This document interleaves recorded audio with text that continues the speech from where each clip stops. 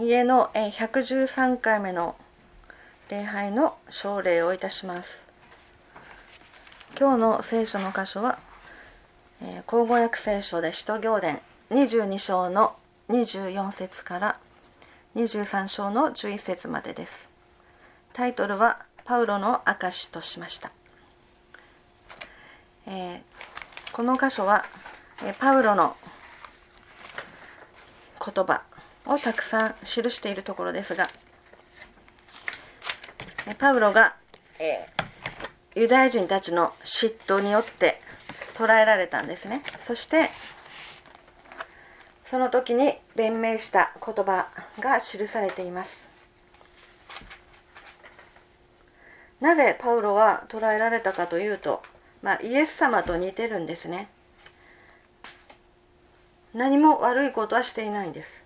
ただ使徒行伝21章の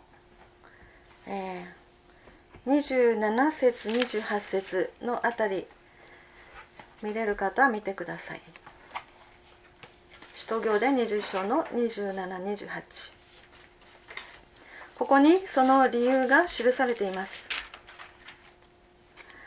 パウロは多くのクリスチャンたちからエルサレム状況を止められました。エルサレムに行くということはパウロの命がなくなってしまうかもしれないという恐れがあったからです。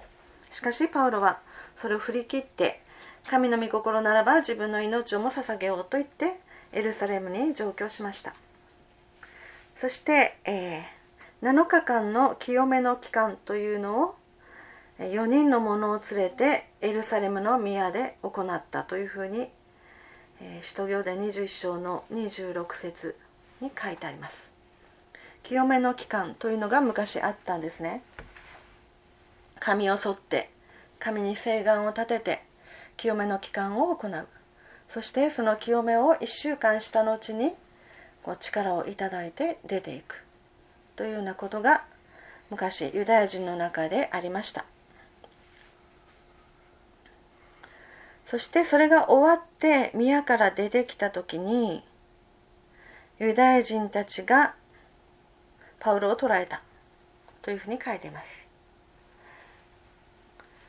そのユダヤ人たちは群衆を扇動し始めたというふうにあります。群衆というのはいつも多数決で動くんですよ。多数決というのは正しいことではないんです。誰か力ある方が発言をして、その力に飲み込まれていって、あまりものを深く考えない人たちがそれに動かされていくというのが多数決。こうやっていつも世の中は流れていってるんですね。ですから多数決の力を引き出すのがうまかったのはアドルフ・ヒットラーですね。多くの人たちは何も考えず、そうだそうだというふうになったんです。それはどうしてかというと、そのような先導する力を持っていた。よくカリスマって言いますけど、いろんな魅力ですね。外面の魅力だったり、話術の魅力だったり、何かしらその人が持っている力というものがあるんですね。その人が発言したら周りが黙ってしまうというような人いませんか？なんか強さを持っていて、ただ強いだけではなくて、なんか正しく感じる。その人の言ったことはきっとそうに違いないと思わせてしまう人物というような人が何人かいた場合、その人たちが先導すると簡単に大勢の群衆が私もそう思うっていうふうになるんですね。そしてパウロを捕らえたというふうにあります。それでそこにいる大勢の人たちは実はなんでパウロを捕らえたのか分からずにいるんですよ。イエス様、彼らは何をしているのか分からずにいるのですって言われましたけど、これ私たちの真理なんですね。今なんであなたはそれをしているのかっていうのを聞いたときに、いやちょっと興味あるからですみたいな感じだけど、突き詰めていくとなんでかわからないんですよ。なんとなくなんとなく人は行動してるんです。それでなぜパウロを捕らえたのかということを戦率長たちが人々に聞きます。そうすると群衆はなんかいろんなこと言ったから意味がわからなかったというふうに使徒行伝21章の34節に書かれています。群衆がそれぞれ違ったことを叫び続けるため騒がしくて確かなことがわからなかったというふうに書いてます。何を言ってたかというと、ものすごい単純に使徒行伝21章の36節、大勢の群衆があれをやっつけてしまえって言ってたって。あれをやっつけてしまえ。なんでやっつけるんですかって聞いたら、さあわからない、 I don't know って感じですね。わからなかったんですよ。つまり何も考えない人たちがなんか大騒ぎして一緒にいたっていうだけの話で、これはイエス様が十字架にかかられる時もそうでしたよね。大勢の群衆がイエスを十字架につけろっていうふうに叫んで、それでピラトがとうとう十字架につけることを許した。この叫んだ人たちはですね、イエス様を嫌いでもなければ憎んでもいなければ嫌なことされたとかでもないんですよ。全然イエス・キリストに対する何の悪感情もないのに、やっつけてしまえ、十字架につけろっていうふうになったんです。これが群衆心理というものです。群衆心理は力ある人の発言によって動きます。今の世の中で言えば店長、社長、牧師の言葉で人は動きませんか？鶴の一声です。その人が言ったらほとんどの人がそうだそうだっていうふうになるんです。それはその地位を持っているということですね。ですからその動くときは間違った方向に動きやすいということがここからも分かります。そして今日の箇所ですけれども、戦率長はパウロを兵営に引き入れた。どうしてかっていうと危ないからです。もうパウロをみんながなんか暴力的に打ち負かそうとしていたので、それを守るために兵営に一度入れました。そしてどうしてこんなにわめき立ててるのか、彼を無知の拷問にかけて取り調べるように言い渡したというふうに今日の使徒行伝22章の24節に書かれています。そして鞭打とうとした瞬間にパウロはすごく頭がいいんですよ。頭もいいし口も立つ。パウロはとっさに百率長に言いました。ローマの市民たる者を裁判にかけもしないで鞭打ってよいのか。使徒行伝22章の25節。ローマ市民、皆さんどこの市民ですか？どこどこ市民ですよね。九州出身の方もいますよね。それでいろんな出身の方がいますけれども、ローマ市民というのはそのようなどこどこ出身とかではないです。ローマの市民というのは特別な力を持っている市民で、全世界の一番の長です。今そのような市はないですね、全世界に。もうローマ市民といったらみんながビビってもう近寄れない、そのような高い地位の人たちをローマ市民と言いました。そして百率長は恐れて戦率長のところにすぐに、あの人はローマの市民ですって言いに行ったら、戦率長がすぐにパウロのところに来て、私に言ってくれ、あなたはローマの市民なのかって私に言ってくれって、すごいなんかオーバーな言い方ですけど、って驚いてるってことですよ。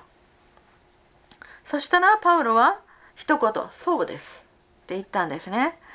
そしたらこの戦率長は、私はこれを多額の金で買い取ったのだって言ったら、パウロは、私は生まれつきのローマ市民ですというふうに言ったんですね。で、多額のお金で買い取ったローマ市民権と生まれつきのローマ市民は地位が違って、生まれつきのローマ市民というのはとても偉いんです。それで直ちに縛った縄をほどいてローマからパウロを、もう解いてあげたというふうにあります。つまりこの人には護衛をつけて守らないといけないぐらいの存在である。今 VIP、VIP っていう言葉がありますね。偉い人は護衛がつきますよね。ボディーガード。そのような身分であることが分かったんです。どこかの奴隷のような人かなと思ったら、すごい地位の高い人だったということが分かって恐れたということですね。そしてそれからパウロが祭司長たち全議会の前に立たされるという事件が起こります。これはパウロの弁明でもあり証でもある。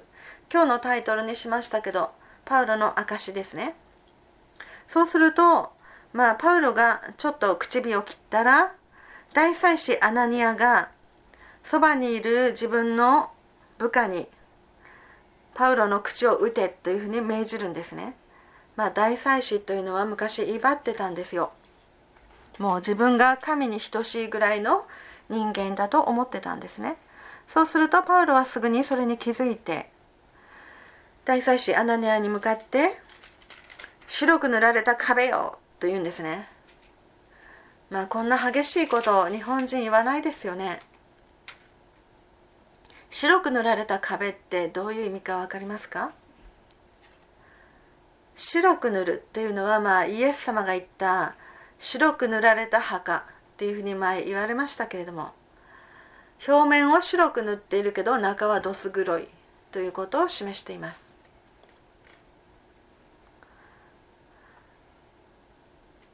神があなたを打つであろうというふうにパウロはアナニアに言います。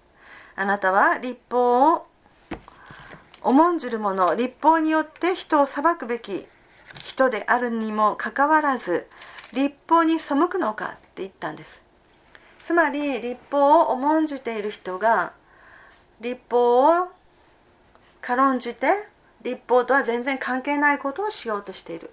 律法というのは正しく裁判するという意味ですね。昔10回というのがありましたね。律法というのは神様のいろんな正しい基準というのがたくさんありました。相手の話を聞いてからそれを正しく判断しないといけないのに、話すことを禁じるというのはもうすでに律法に背いていることになるということに言ったんですね。そうするとそばに立っている人が大祭司をかばいますよね。無礼者みたいに言ったんですね。そうするとパウロは、彼が大祭司だとは知らなかったって言ったんですね。これ知らなかったんじゃないんですよ。知ってますよね。いかにも大祭司という格好をして偉い定石に座ってますよね。特別な金で塗られた椅子みたいなのに座っていますから、すぐに大祭司だと分かるんですけども、これはパウロの嫌味です。知らなかったわけではなく、あなた大祭司だったんですか？大祭司にしては律法を知らないんですね。ちゃんとやってくださいねってことです。そしてそれからパウロは、先ほども言いましたが頭がいいんです。頭がいい人ってどんな人を言いますか？勉強がよくできる人ですか？成績がいい人？頭がいいって言われたことがある人たちがここに何人もいますね先生も頭がいいってね、同級生に言われましたしね、頭が良かったですよねって言われましたよね。であそこで学年一番だった人もいますよね、一時的にそのように頭がいい人って言いますけど、頭がいいってそういうことですかね。もちろん勉強できたり成績がいいというのも頭がいいですけど、頭がいいというのはですね、パッと見てそれを瞬時に観察して洞察して判断する力です。パッと目の前を見て何が起こっているのか瞬時に判断でき、どういう人物がいてどういうことになっているのか、今私が何を発言しないといけないのか、何を言えば一番いいことなのかということを観察力、洞察力、分析力、そのような理解力によって瞬時に判断する力だと私は思いますね。で、それがパウロにはありました。どうしてかというと、6節にパウロは議員の一部がサドカイ人であり、一部はパリサイ人であるのを見てというふうにあります。ここです。これが自分が議会で勝利する一つの秘訣であると瞬時に判断できるんですよ。つまり、一体どういうこと？何？サドカイ人とパリサイ人がいることがどうしてパウロに有利なの？と思った人。じゃあ皆さんわかるんですか？パリサイ人とサドカイ人がいることをパウロが見たことがどうしてパウロにとって得なのか分かった人。じゃあ分からない人。分かったか分からないかも分からない人。何を聞かれてるのか質問の意味が分からない人みたいな。まあいいですけど、どれも皆さん手を挙げないんですね。まあそうとも言えますが、じゃあ話を進めていきます。これはパリサイ人というのは律法を重んじる人たち。じゃあサドカイ人というのは何ですか？ここに書かれています。8節というところを見てください。23章8節。元来サドカイ人は復活とか天使とか霊とかは一切存在しないといい。パリサイ人はそれらは皆存在すると主張している。ここです。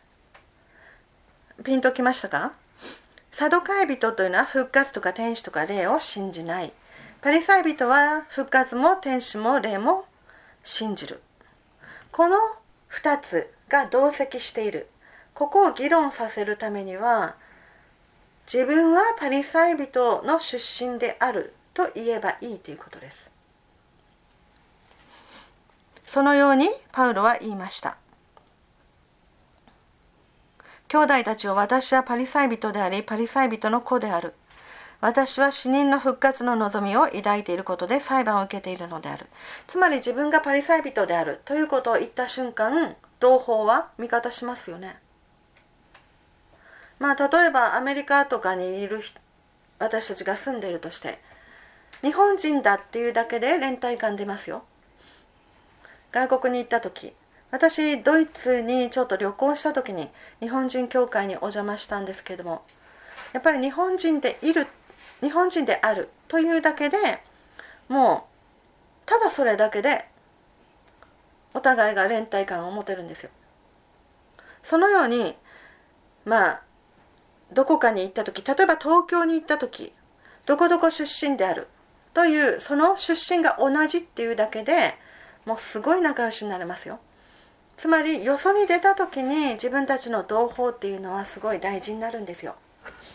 で、ここではパリサイ人だって聞いた瞬間ですね、今までパウロのことをあれをやっつけてしまえなんて言っていたパリサイ派の人たちが、いやパウロは私たちの仲間ですみたいに変わったんですよ。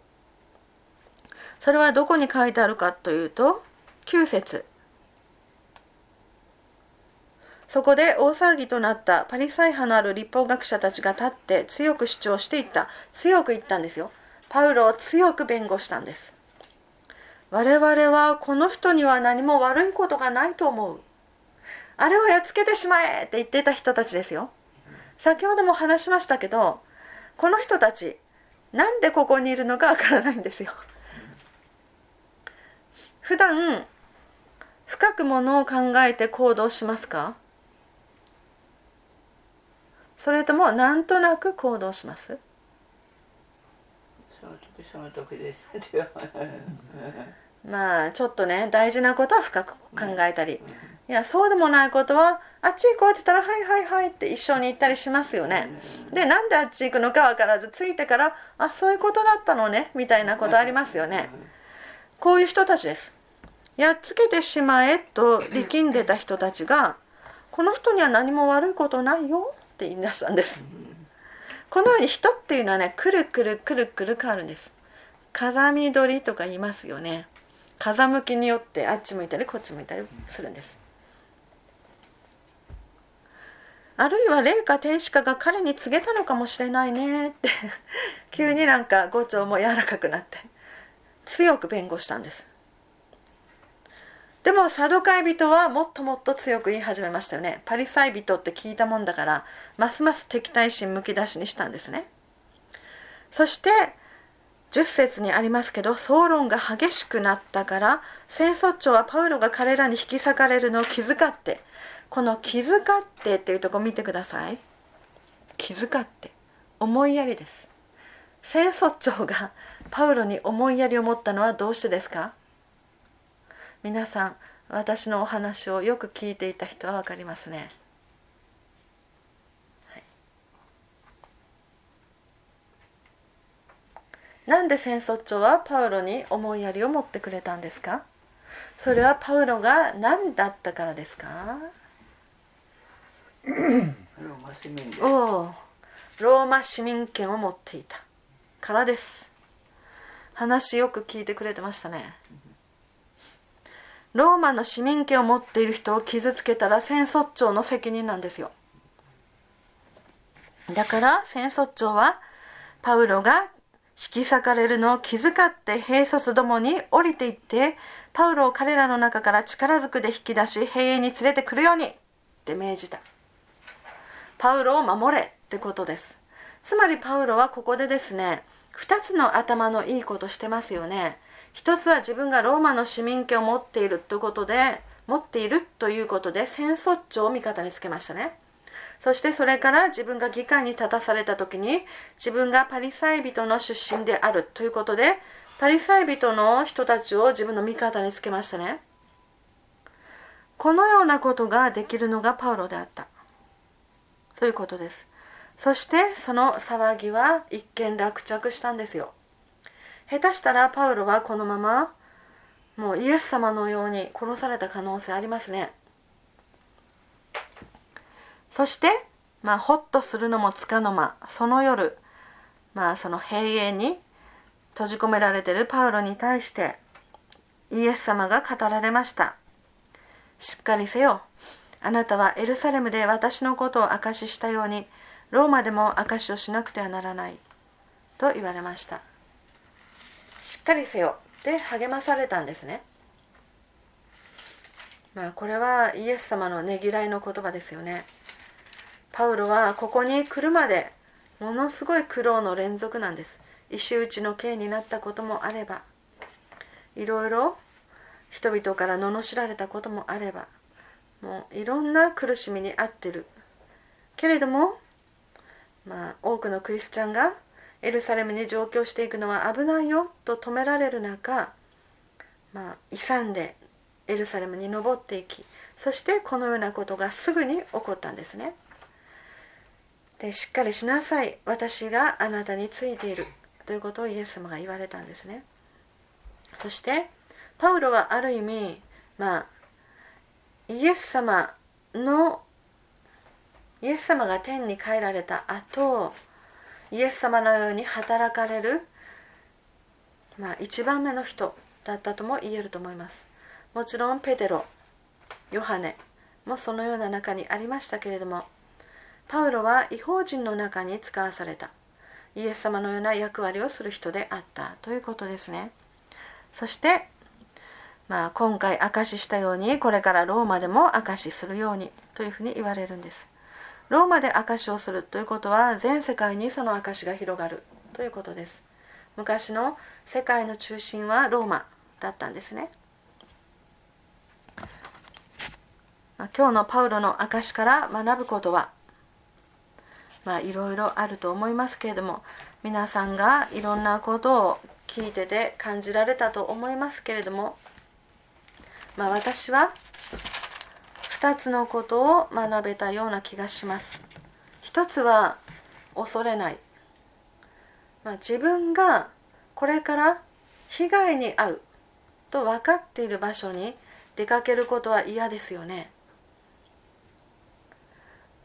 どう見たって自分にそんなことが待っているところには誰も行きたくないです。私も行きたくないです。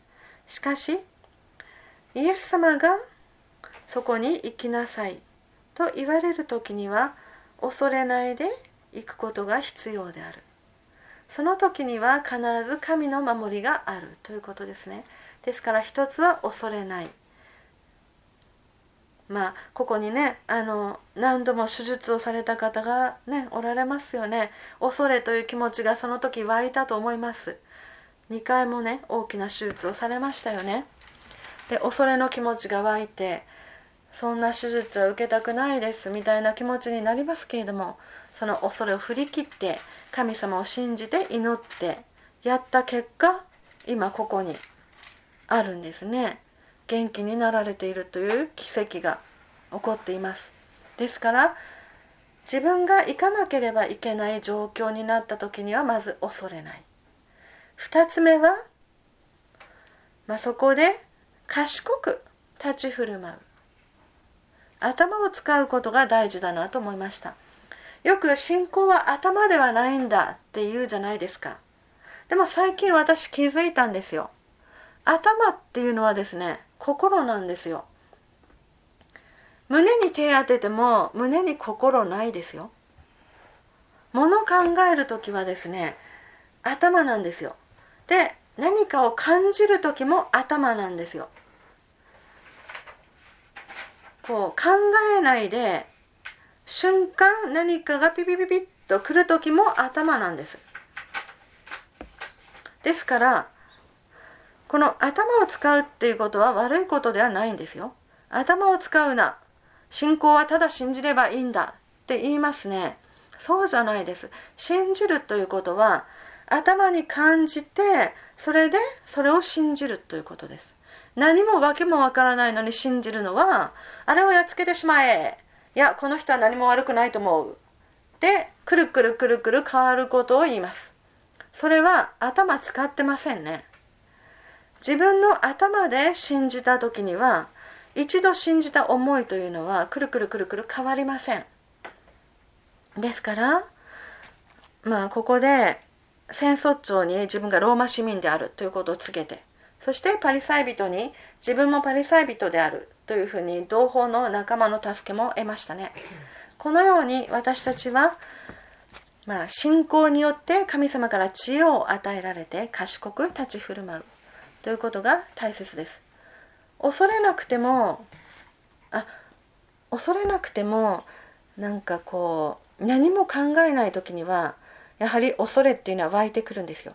ですから恐れないことと賢く立ち振る舞う、この2つがタッグを組んだ時に恐れというのが出てこなくなります。つまり裏付けされた思いっていうんですかね。ただがむしゃらに恐れないと決めてライオンの中に飛び込んでいくなんて人いませんよね。いやライオンね、怖いですよね。ライオンの中に入ったら食べられる、そういうことではないんですよ。恐れなく、そして必ず大丈夫だという神様からの知恵を与えられて歩んでいくということが大切だなと私は思わされました。アーメン。